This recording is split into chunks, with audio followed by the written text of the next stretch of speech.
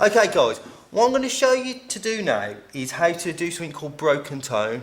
Now, unlike normal tone where you keep your pencil on the paper, the idea of a broken tone is that you do a series of small little marks, and that allows you to create a feeling of texture. So if I was going to have a go at broken tone, first thing I'd do is I'd draw myself a little rectangle so I know what area I'm going to do it in. And the marks that you do are a series of little squiggles where you put your pencil on the paper and you just move it random directions. You're not pushing down hard, you're just getting a random mark going. Now what I want you to do is with this is have a go going from a light tone towards a dark tone. So, and the way that it works is when you do your lighter tones, all you do is you do your mark and you space it quite far apart.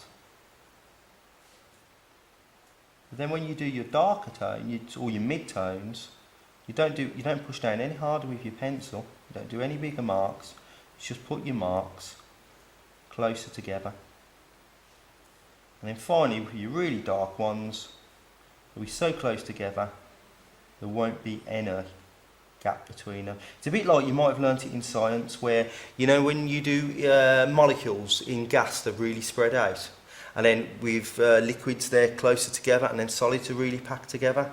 That's how this works. So it's the same theory. But the main thing is just remember, when you put your pencil on the paper, you just move it lots and lots of different directions. So what I'm going to do now is I'm going to complete this. It'll take a little bit of time, but you'll see how it goes from a light to a dark, and the only difference is how closely you pack the actual squiggles together.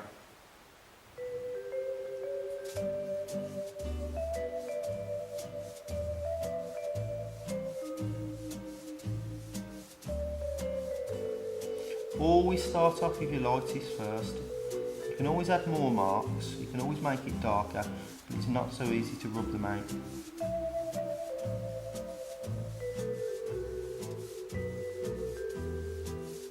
When I do it, I have a tendency to go up and down, side and side.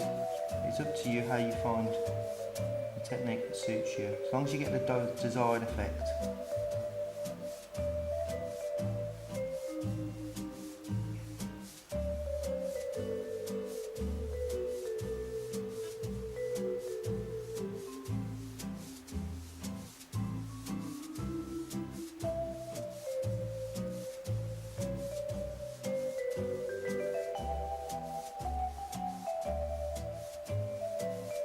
As I'm getting to the darker area, I'll start to pack them a lot closer together.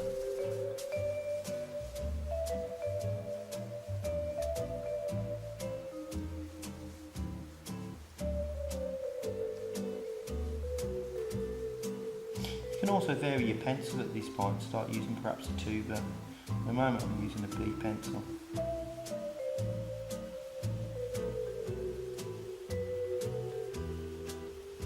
Now I can really start to work in that area, and I think I am going to move to a 2B pencil now, just so I can get that little bit darker. Now, I'm not going to add any more pressure at this point. I just really want to start to get in between those gaps. There's very few gaps showing at this darker area.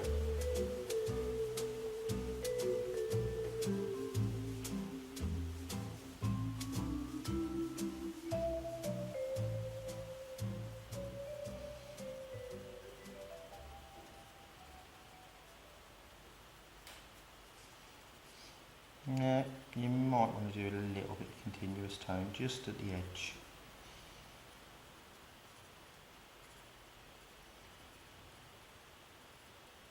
I think I'm going to leave it there now because I think you're getting the idea, and you can see it's much darker at the right end than it is at the left. In fact, there's only very, very small gaps now.